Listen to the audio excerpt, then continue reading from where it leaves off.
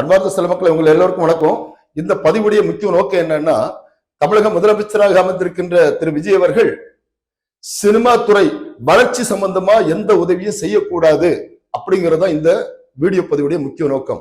காரணம், இப்ப பாத்தீங்கன்னு சொன்னா இந்த புதுசா வந்து வெளியாகக்கூடிய படங்களுக்கு 7 நாட்கள்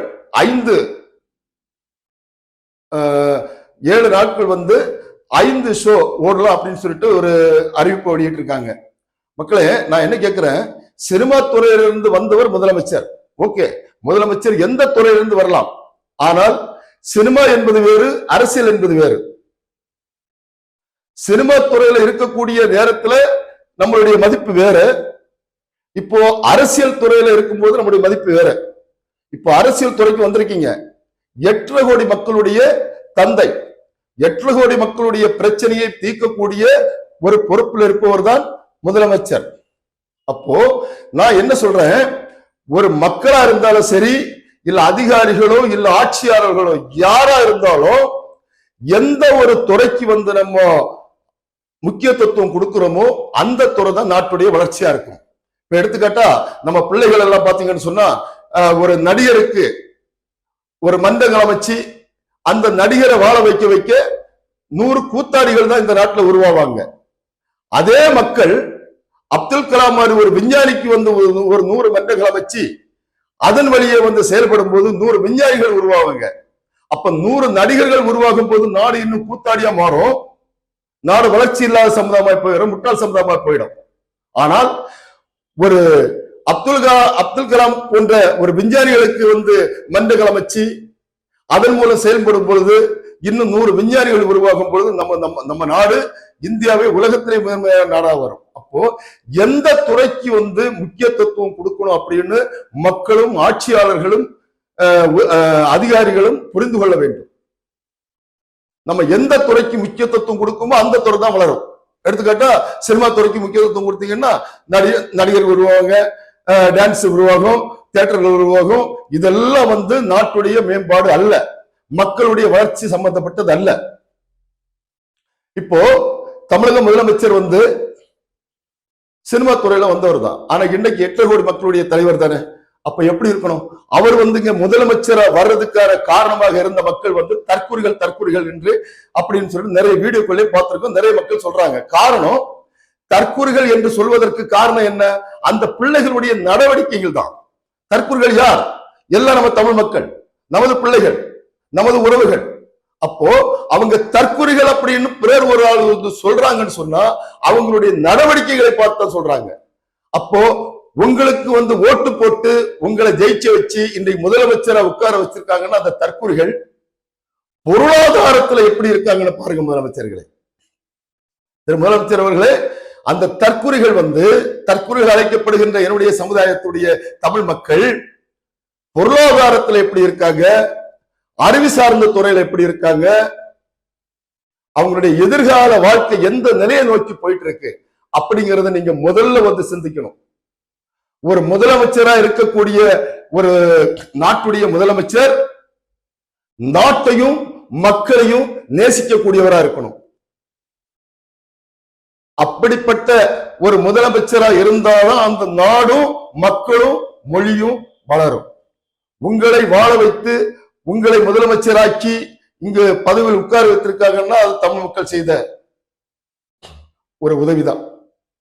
இந்த உதவியை மறக்காம சினிமாக்காரங்க பாத்தீங்கன்னு சொன்னா இன்னைக்கு நீங்க ஒரு 30-35 வருஷம் வந்து சினிமா துறையில இருந்தவங்க நடிகர்கள் உங்களை தேடி வருவாங்க. ஏன்னா ஐயோ நம்ம விஜய் நம்ம சினிமா நடிகரா இருந்தவர். அப்ப காமெடி நடிகர்ல இருந்து எல்லா நடிகர்கள், நடிகைகள், சினிமா தயாரிப்பாளர்கள், தியேட்டர் உரிமையாளர்கள், இந்த நடிப்பு துறையில இருக்கக்கூடிய சினிமா துறையில எல்லாருக்கும் வந்து உங்களுக்கு தெரியும். அப்ப என்ன நினைப்பாங்க, நம்ம எல்லா பேரும் போயிட்டு நம்மளுடைய குறைகளை சொல்லுவோம், குறைகளை சொன்னா முதலமைச்சர் தீர்த்து வைப்பார் அப்படின்னு அவங்க நினைச்சு வருவாங்க. எல்லாரும் வருவாங்க, சினிமா துறை எல்லாரும் வருவாங்க, எல்லாரும் வந்துட்டு தான் இருக்காங்க. ஆனா நீங்க இப்போ வந்து அன்னைக்கு இருந்தது வந்து சினிமா துறை, இன்னைக்கு இருக்குது வந்து அரசியல் துறை.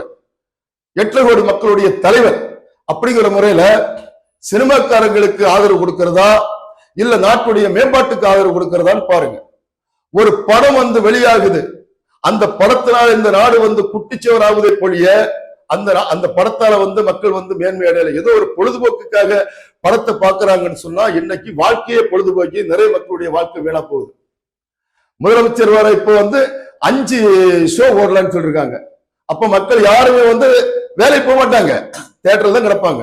ஏற்கனவே தியேட்டர், போத, டாஸ்மாக் இதிலே மூழ்கி நம்ம இளைய சமுதாயம் சீரழிந்து கொண்டு போயிட்டு இருக்கு. நம்ம என்ன ஆட்சி ஆண்டு என்ன பண்ணுறோம்?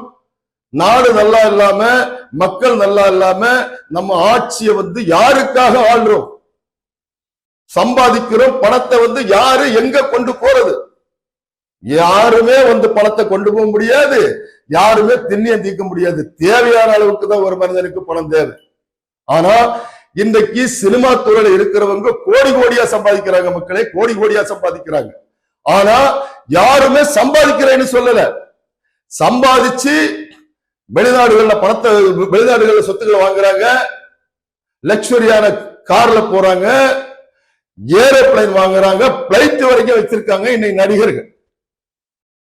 அப்போ இவங்க ஆடம்பரமான வாழ்க்கை, உலகத்துல யாருமே வாழாத வாழ்க்கை வந்து இவங்க வாழ்ந்துட்டு இருக்காங்க. ஆனா இவங்களை வந்து பல கோடி சம்பாதிக்கிறதுக்கு வச்ச தமிழ் மக்கள் இருக்கிறது தெருக்கோடி. இன்னைக்கு ஒவ்வொரு மக்கள் போய் பாருங்க, ஒரு கிராமத்துல போய் பாருங்க, 100 ரூபாய் கூட சம்பாதிக்க முடியாம மக்கள் எவ்வளவு பேர் இருக்காங்கன்னு. அனைத்து துறைகளையும் பொருளாதாரத்தில் பின்தங்கி இருக்கக்கூடிய ஒரே சமுதாயம் தமிழ் சமுதாயம் தான். அறிவிலையும் சரி, அனைத்து துறைகளையும் பின்தங்கி இருக்கக்கூடிய சமுதாயம் தமிழ் சமுதாயம் தான். அதனாலதான் இவங்க சிந்திக்கிறது கிடையாது. எல்லாரையும் வந்து யாரும் வந்து மேல யாரு பேசினாலும் சரி கைதட்டி எல்லாரையும் வாழ வைக்கிறதா எங்க மக்களுடைய பழக்கமே ஒழிய, தான் வாழணும், தான் ஒரு அடுத்தவங்களை மாதிரி பெரிய ஆளாகணும் அப்படிங்கிற ஒரு எண்ணமும் தன்னம்பிக்கையும் மனதில் கிடையாது. அப்படி இருந்திருந்தால் இன்றைக்கு தமிழகத்தில் அனைத்து துறைகளிலும் வந்து தமிழர்கள் மேலோங்கி இருப்பாங்க. ஆனா இன்னைக்கு பார்த்தா தமிழர்கள் வந்து அனைத்து துறைகளையும் பின்தங்கிதான் இருக்காங்க. இதெல்லாம் பார்க்கும்போது ரொம்ப மனசு கஷ்டமா இருக்கு. ஏன்னா நம்ம மக்களை குறை சொல்றதா இல்ல ஆட்சியாளர்களை குறை சொல்றதா? ஆட்சியாளர்கள் வந்து தமிழ்நாட்டை மேம்படுத்துவாங்க, தமிழ்நாட்டை மேம்படுத்த ஆள் இருக்கு, ஆனா தமிழ் மக்களை மேம்படுத்த ஆள் இருக்கா? அனைத்து துறைகளிலும் பின்தங்கி இருக்கக்கூடிய தமிழ்நாட்டில் வந்து ஒரு 80% தமிழர்கள் வந்து பொருளாதாரத்துல பின்தங்கி இருக்கிறாங்க. ஏன்? சமையல் ஒரு கிராமத்துல போய் பாருங்க, சமையல் பண்றதுக்குள்ள வீட்டுல ஒரு அடுப்பு கிடையாது. அப்படி அனைத்து துறைகளையும் பின்தங்கிதான் இருக்கிறாங்க. சொல்ல போனா நிறைய பேசலாம். அப்போ முதலமைச்சர் அவர்களே, சினிமா துறை சம்பந்தப்பட்ட அது சம்பந்தப்பட்ட வளர்ச்சியை நீங்கள் தடுக்க வேண்டும். சினிமா வந்து காதல் படங்கள் சமுதாயத்தை சீரழித்து இளைய மக்களின் சிந்தனைகளையும் எண்ணங்களையும் சீரழித்து பாதைகளை மாற வைக்குது. தயவு செய்து சினிமா காதல் படங்களை தவிர்த்து மக்களை சிந்திக்க வைக்கக்கூடிய படங்களை எடுக்க முயற்சி செய்ய வேண்டும். ஒரு நாட்டுடைய தலைவர் எப்படி இருக்கிறது தெரியுமா? மக்கள் வந்து அறிவாளிகளாக இருக்க வேண்டும், மக்கள் வந்து சிந்தனையாளர்களாக இருக்க வேண்டும். அப்படி இருந்தால்தான் நாட்டுடைய வளர்ச்சி, மக்களுடைய வளர்ச்சி. இதுதான் முதல்வருடைய கடமையாக இருக்க வேண்டும். ஆகவே சினிமா சம்பந்தப்பட்ட துறைகளுக்கு தயவு செய்து, சினிமா சம்பந்தப்பட்ட வளர்ச்சி துறைகளுக்கு நீங்கள் முக்கியத்துவம் கொடுக்காமல், என்னுடைய மக்கள், தமிழ் மக்கள் எப்படி இருக்கிறாங்க, தமிழ்நாட்டையும் தமிழ் மக்களுடைய குறைகளை அறிந்து அனைத்து துறைகளும் பின்தங்கி இருக்கக்கூடிய ஏழை சமுதாயத்தை மேம்படுத்த இருக்கிறவங்க கிட்ட இருந்து பணத்தை புடுங்குங்க.